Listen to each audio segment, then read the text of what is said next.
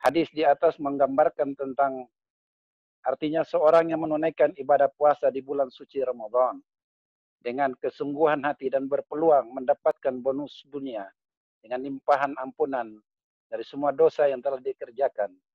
Maka otomatis sejak mulai balik sampai detik dia menunaikan puasa sesuai petunjuk oleh Allah dan Rasulnya, maka Allah kata Rasulullah Sallallahu Alaihi Wasallam akan ampuni dosa-dosanya yang telah lampau. Ketika Allah menjelaskan bahwasanya manusia sering melakukan dosa siang dan malam, maka Allah memerintahkan kepada Rasulullah untuk mengajarkan sebuah doa, menganjurkan kepada hambanya untuk banyak bertobat dengan tobatun nasuha. Bahkan dalam sebuah hadis Rasulullah Sallallahu Alaihi Wasallam pun mengucapkan atau membacakan kalimat istighfar, mohon ampun kepada Allah. Di lain hadis menyatakan 80 kali sehari. Bahkan ada yang mengartikan, di lain sebuah hadis menyatakan 100 kali Rasul mengucapkan istighfar, mohon ampun kepada Allah Subhanahu wa taala. Ketika Allah menjelaskan bahwasanya manusia sering melakukan dosa siang dan malam, Allah memerintahkan kepada Rasulullah Sallallahu Alaihi Wasallam untuk menganjurkan hamba-hambanya untuk bertobat kepada Allah. Kita kembali kepada ketentuan Al-Quran.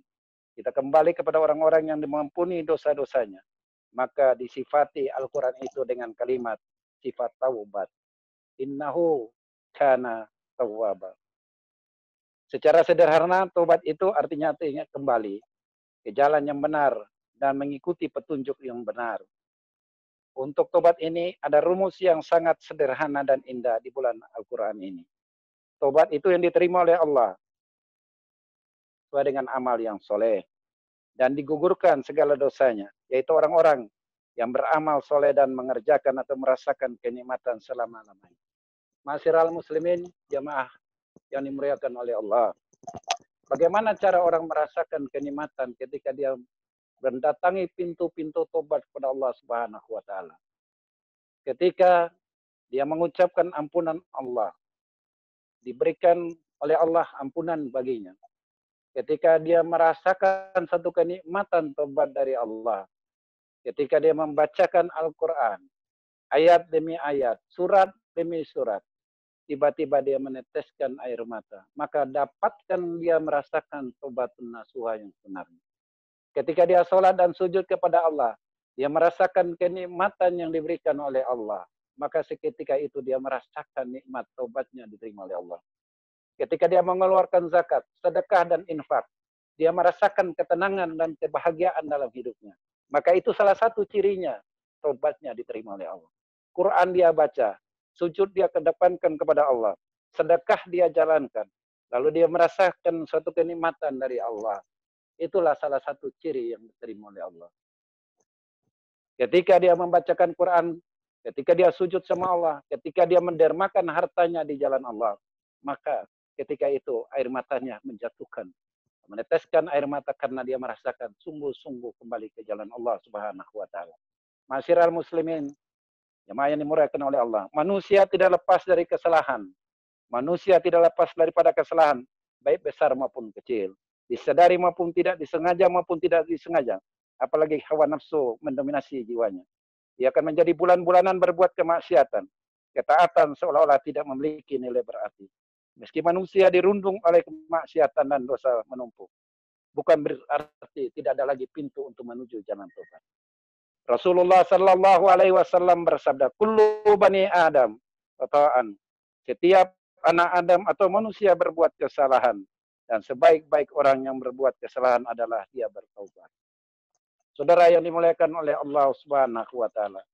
Dalam Al-Qur'an surat At-Taubah ayat 74, Allah Subhanahu wa taala berfirman, maka jika mereka bertobat, itu adalah lebih baik bagi mereka. Dan jika mereka berpaling, insya Allah mengazab mereka dengan azab yang pedih, dunia dan akhirat. Dan mereka sekali-kali tidak mempunyai pelindung dan tidak pula penolong di muka bumi. Ma'asyiral muslimin, jamaah yang dimuliakan oleh Allah. Pengertian tobatun nasuha atau tobat yang sebenarnya yang dimaksudkan dengan tobat nasuha adalah kembalinya seseorang kepada hamba Allah dari dosa yang pernah dilakukannya, baik sengaja ataupun tidak sengaja, karena ketidaktahuannya. Dengan jujur, ikhlas, kuat dan didukung dengan ketaatan untuk mengangkat seorang hamba mencapai kedudukan atau makom para wali Allah. Bagaimana hukum anjuran bertobat itu? Hukum taubat nasuha adalah fardu ain atau menjadi kewajiban individu atas setiap muslim. Allah Subhanahu wa taala berfirman dalam Al-Qur'an surat An-Nur ayat 31. A'udzu billahi minasyaitonir rajim. Wa tubu ilallahi jami'a, dan bertaubatlah kepada Allah hai orang-orang yang beriman. La'allakum tuflihun, supaya kamu beruntung. Orang yang mau beruntung adalah orang yang menyadari kesalahannya. Lalu dia kembali ke jalan Allah. Dengan apa dia kembali jalan Allah? Dengan memperbanyak, mengoreksi atau introspeksi dirinya untuk kembali ke jalan Allah. Ibrahim bin Adham, salah seorang sufi, ketika datangi salah seorang pemuda. Pemuda ini terkenal dengan melakukan kemaksiatan. Berulang-ulang dan tidak pernah berhenti-henti dalam kemaksiatan. Pemuda itu datang bertanya kepada Ibrahim bin Adham. Ya Tuan Guru, saya banyak melakukan kesalahan dan dosa. Bagaimana supaya saya bisa berhenti daripada kemaksiatan yang saya lakukan itu? Apa jawaban Tuan Guru Ibrahim bin Adham? Kalau Anda masih melakukan kesalahan dan dosa, teruskan melakukan kesalahan dan dosa itu. Tidak mungkin, kata anak muda ini. Pasti Allah akan mengawasi dan melihat. Pertanyaan demi pertanyaan ini dilontarkan ke anak muda itu dengan gagah berani. Ketika sampai pertanyaan ujungnya itu, anak muda ini kembali bertanya kepada Ibrahim bin Adham. Lalu Ibrahim bin Adham bilang, wahai anak muda, kalau nanti ajalmu tiba, lalu kau bilang ke malaikatul maut, ya malaikat, akhirkan atau tundakan pencabutan nyawaku ini. Ibrahim bin Adham memberitahukan kepada anak muda itu. Anak muda ini bilang, ya Tuan Guru, tidak akan mungkin saya ini menunda kematian ketika datangnya malaikatul maut. Lalu pertanyaan terakhir, anak muda ini kepada Ibrahim bin Adham. Andai kata nanti Allah akan lemparkan kamu ke dalam neraka jahanam. Kau protes sama malaikat, bilang kepada malaikat bahwa tolong hidupkan kembali aku akan bertobat kembali ke jalan Allah. Lalu apa jawaban anak muda itu? Tidak akan mungkin ya Tuan Guru. Seketika itu menjerit tangisan anak muda yang berbuat kemaksiatan itu. Lalu dia sungguh-sungguh bertobat sama Allah. Lalu dia dikenal oleh kalangan masyarakat bahwa dia seorang ahli ibadah.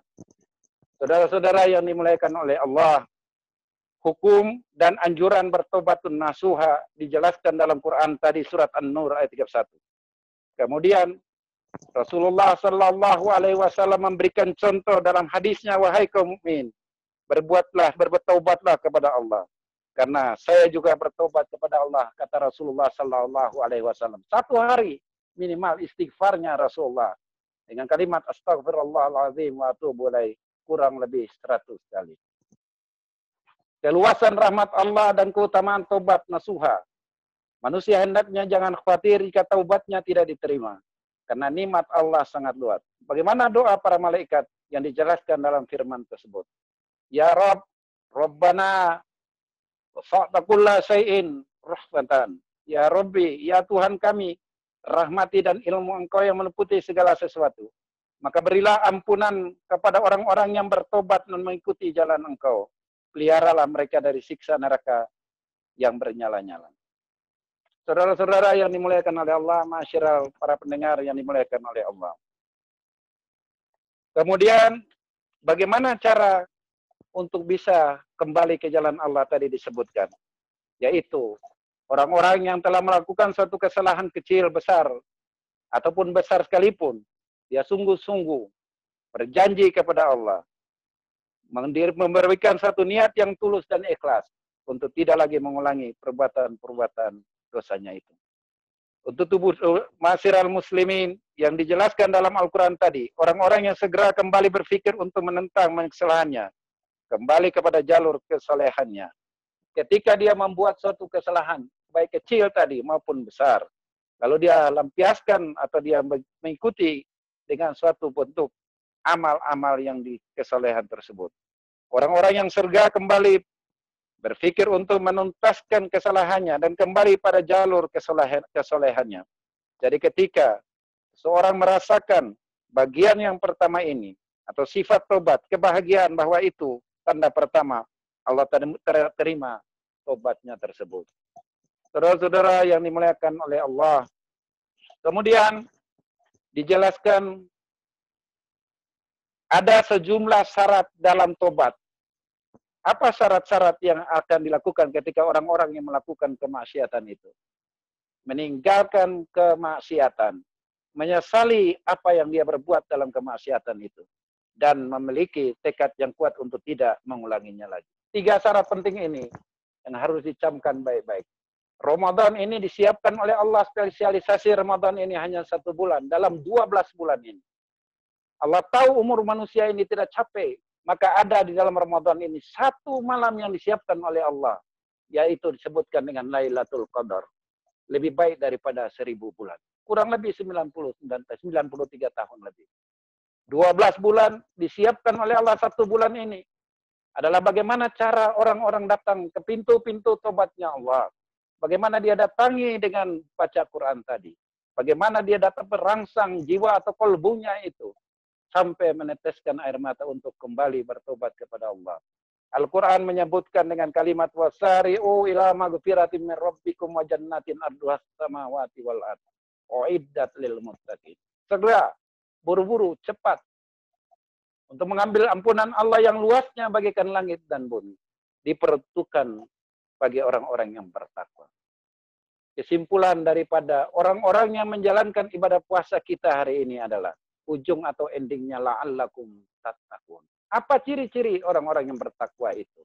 1, ketika dia marah, dia mampu menahan amarahnya. Kemudian, dia mau mensedekahkan atau melimpahkan hartanya. Fisarri wad darra. Baik dalam keadaan lapang maupun sempit. Dia dapat mampu menahan marahnya. Dan yang ketiga adalah mau memaafkan kesalahan orang lain. Wallahu yuhibbul muhsinin. Allah cinta, Allah suka, Allah senang dengan ciri khas orang-orang yang mau memaafkan kesalahan orang lain, mau bertobat di jalan Allah, mau bersedekah baik sedikit maupun banyak, lalu dia dapat mau memaafkan kesalahan orang lain.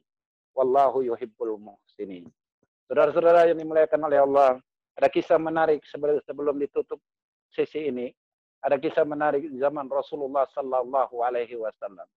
Orang ini pada masa usia hidupnya ini. Sahabat ini melakukan suatu kesalehan dalam hidupnya.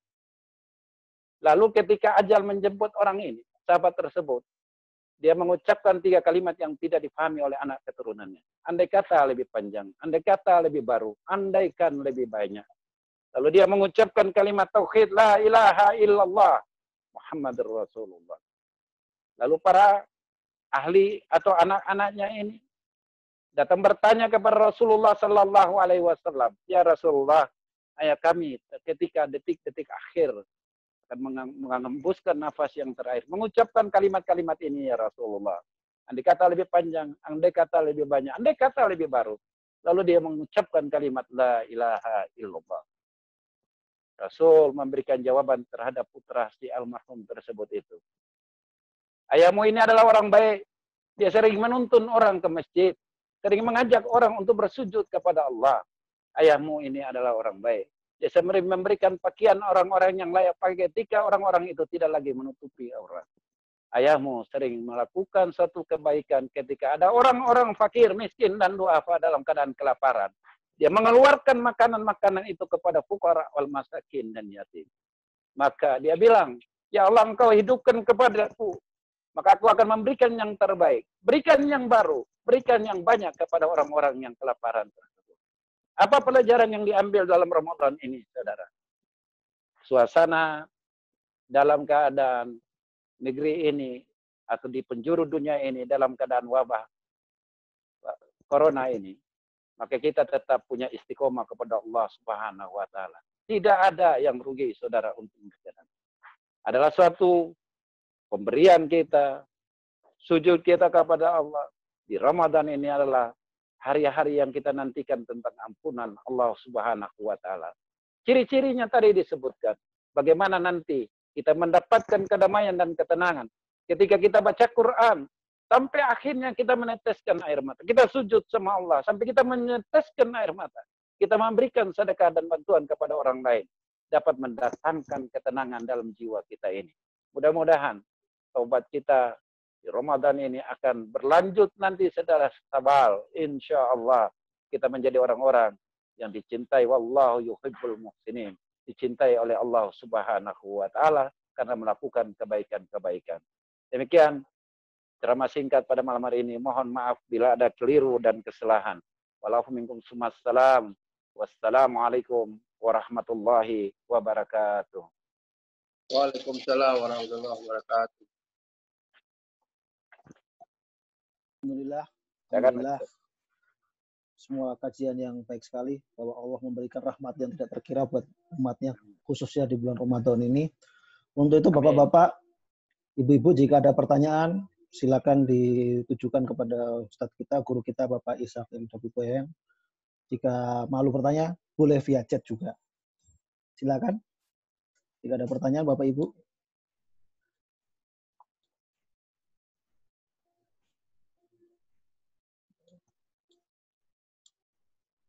Nah, Pak Agus Kusnadi nih kayaknya mau nanya tadi Pak Agus Kusnadi.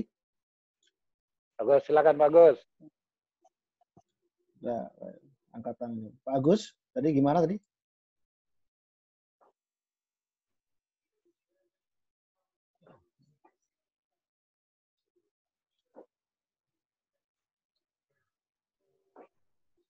Ada Pak Agus, silakan.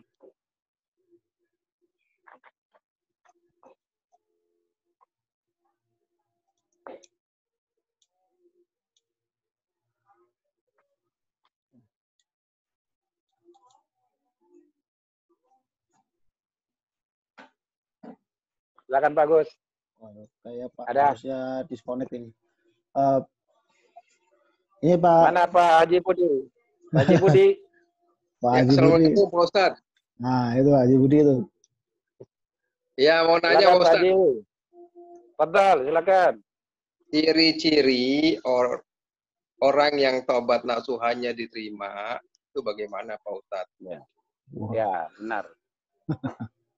Jadi ciri-cirinya disebutkan tadi. Salah satu adalah ketika dia melakukan satu kesalahan, lalu dia kembali ke jalan Allah dengan cirinya. Satu, tanda-tandanya gampang Pak Haji. Ketika orang tersebut membacakan kalam Allah, Al-Quran, kemudian dia dapat meneteskan air mata, lalu dia mendapatkan ketenangan di dalam sujud, dia bersedekah mendapatkan ketenangan. Itu salah satu ciri. Salah satu ciri dari taubatnya, insya Allah diterima sama Allah SWT. Itu salah satu ciri ya. Jadi ketika dibaca kalam Allah, dia merasa tenang, sejuk. Tiba-tiba dia datangkan tangisan kepada Allah karena dia membayangkan dosa-dosa yang pernah dia lakukan. Lalu dia menghentikan perbuatan kemaksiatan itu karena dia kembali ke jalan Allah Subhanahu wa Ta'ala. Kurang lebih begitu. Singkat saja Pak Haji. Ya, makasih Pak Ustadz. Berkah sehat Pak Haji ya. Amin, amin. Alhamdulillah. Yang lainnya silakan. Kalau obat tomat gimana Pak Ustadz? Itu tuh. Itu sebentar. Banyak tuh, benar. Kayak orang makan cabai katanya. Habis istighfar, keluar korupsi, maling, rampok, berjudi, maksiat. Lalu kembali lagi tuh. Jadi bolak-balik mempermainkan Allah sebenarnya. Tapi kalau dalam keadaan dia tidak menyadari, makanya dialog Ibrahim bin Adam dengan anak muda tadi sampai terus berkata Ibrahim bin Adam, kalau nanti malaikatul maut mau datang, mau mencakup, protes sama malaikatul maut. Bilangnya malaikat saya nggak mau mati. Ya nggak mungkin lah, kata si pemuda kepada Ibrahim bin Adam. Lalu anak muda itu menyadarkan dirinya, taubat kembali jalan Allah. Artinya intinya, jangan sampai kita mempermainkan Allah dalam hal bertobat ini. Karena ada tadi ciri-ciri taubatun nasuha tadi itu, dia harus istiqomah, dia harus konsisten, bahwa apa yang dia mau melakukan ke jalan Allah, kebaikan, dia harus mampu meninggalkan seluruh perbuatan kemaksiatan tersebut. Sehingga tidak ada satu permainan di hadapan Allah Subhanahu wa taala. Itu kurang lebih begitu Pak Haji. Masih Pak Ustadz. Ada lagi? Ya, makasih Pak Haji. Pak Ustadz, ini saya mau nanya nih terkait juga dengan Silakan. tobat ya. Kadang-kadang kan ukuran ukuran dosa itu antara mazhab yang ada di Indonesia dengan di negara lain itu beda. Jadi misalnya berbeda. Iya, Turki gitu kan. Turki itu alkohol di bawah 7% atau 5% itu diperbolehkan ya di sana. Nah, ketika kadang-kadang kan di kantor itu ya, kalau ada perayaan atau apa gitu, ya ada hidangan seperti itu lah. Mungkin kita di Indonesia kita enggak ya, tapi teman-teman yang Muslim yang dari negara lain, yang dari negara-negara Eropa Timur khususnya itu, ini nggak apa-apa. Jadi kita tuh jadi bimbang nih mau minum apa enggak gitu. Ini bagaimana Pak Ustaz? Ya, itu sebenarnya kajiannya panjang tuh Pak. Kalau berangkat dari ayat Quran innamal khamru wal maisir. Sesungguhnya minum khamar, berjudi, undi, nasib semua dikatakan itu haram. Tetes jangankan minum Pak, orang yang beli produksi tetap jatuhnya hukumnya haram. Tapi ini kajian fikih khusus. Tapi bahasa Quran tadi innamal khamru wal maisir itu sesungguhnya minum khamar. Minum khamar itu kan namanya minum, mau setetes kayak mau 7% kayak mau 2% kayak mau sebotol tetap hukumnya jatuhnya haram. Jadi jangankan yang minum, sekali lagi yang jual, yang produksi, semua yang bekerja di tempat maksiat itu, tempat khamar itu tetap jatuhnya hukumnya haram. Kurang lebih gitu Pak. Jadi nanti ada kajian khusus lagi. Tapi ulama mayoritas sepakat bahwa khamar itu jatuh hukumnya haram. Cuma indikasi 7%, 2%, 5% atau banyak atau sedikit, itu mayoritas ulama menyatakan tetap jatuh hukumnya haram. Gitu. Ya, terima kasih Pak Ustaz. Bapak-bapak, ada pertanyaan lain? Assalamualaikum. Waalaikumsalam. Salam, wabarakatuh. Pak Agus baru muncul ini. Silakan Pak Agus. Bagus. Internetnya masalah nih. Assalamualaikum Pak Ustadz. Waalaikumsalam warahmatullahi wabarakatuh. Kabar baik, bagus. Alhamdulillah baik Pak Ustadz. Pak Ustadz Amin. tanya, seperti hadis riwayat Bukhari itu kan disebutkan, barang siapa yang berpuasa di bulan Ramadan, maka diampuni dosa-dosanya yang telah lalu. Nah, ini puasa yang seperti apa Ustadz yang dapat mengampuni seluruh dosa-dosa yang lalu itu? Terima kasih Ustadz. Gini, man sama Ramadan imanan wahtisaban ya. Siapa puasa di bulan Ramadan. Tapi landasannya ada Pak, iman wahtisaban. Punya harapan kepada Allah, punya pengharapan kepada Allah. Itu sungguh-sungguh dan serius. Artinya konten dia, puasa ini bukan sekadar puasa nahan lapar haus, tapi benar-benar satu harapan yang gantungnya sama Allah sangat tinggi. Ghufirallahu ma taqaddama min dzambi, maka Allah akan ampuni dosa-dosanya yang telah lalu. Artinya, di bulan-bulan lalu dia melakukan kesalahan, bulan ini disiapkan oleh Allah. Allah buka peluang dia untuk benar-benar dia mau kembali ke jalan Allah, diampuni dia punya dosa. Contoh, kalau pada bulan-bulan yang lampau, dia melakukan suatu kesalahan, mungkin kontrolnya kurang, Pak. Tapi ketika masuk Ramadan, dari mulai terbit fajar sampai terbenam itu, dia melakukan suatu kebaikan-kebaikan. Baik sholatnya, baik puasa menahan hawa nafsunya, dia melakukan kebaikan, banyak istighfar, mohon ampun sama Allah, maka dengan sendirinya dia punya dosa-dosanya diampuni oleh Allah Subhanahu wa Ta'ala. Jadi, Ghufirallahu ma taqaddama min dzambi ini, kata Rasulullah SAW dalam riwayat Imam Bukhari Muslim tadi, maka Allah akan berikan ampunan bagi orang yang melakukan puasa. Bukan berarti gini, dia puasa lalu dia meninggalkan kewajiban yang lain, tidak. Sholat tetap, yang dia punya kewajiban zakat. Nanti orang berpatokan, dia puasa, dosanya diampuni, lalu kewajiban yang lain tidak. Tidak begitu. Tetap kewajiban-kewajiban yang diperintahkan oleh Allah dalam syariatnya tetap dilakukan. Tapi berkenan dengan Ramadan ini, dia lakukan satu yang terbaik, maka Allah beri dan ampunan bagi orang yang berpuasa tersebut. Kurang lebih begitu Pak Kusnadi. Terima kasih Ustadz. Assalamualaikum. Berkah sehat. Waalaikumsalam warahmatullahi wabarakatuh Pak Gus. Terima kasih. Ada lagi Bapak-Bapak, Ibu-Ibu pertanyaan? Ibu-ibu udah tidur kali ya? Gimana Pak kegiatan di Masjid Al-Ikhlas Pak? Alhamdulillah jalan Pak.